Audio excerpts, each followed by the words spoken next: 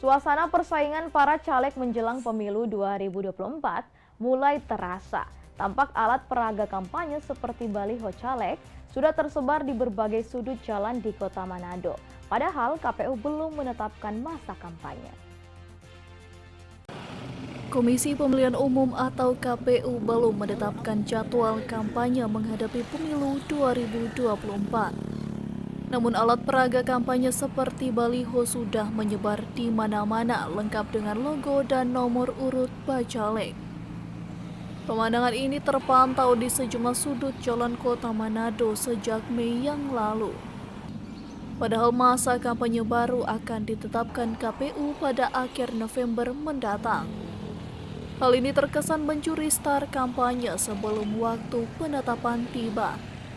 Menurut warga, pemasangan baliho caleg perlu pengawasan Bawaslu.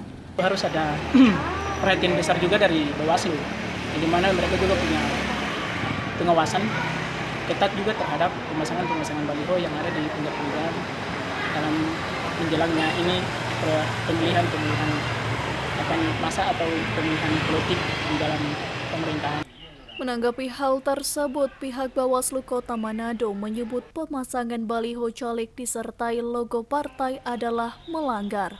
Untuk itu saat ini yang baliho-baliho yang sudah tersebar di mana-mana, ada beberapa titik yang saya perhatikan di Kota Manado khususnya, ada yang tidak melanggar. Tetapi paling banyak itu melanggar karena sudah memuat citra diri alias sudah ada logo partai. Pihaknya menambahkan saat ini KPU baru menetapkan daftar calon sementara dan waktu kampanye akan diumumkan usai penetapan calon tetap pada awal November mendatang. Sarifuddin Malik melaporkan untuk Kawanua TV.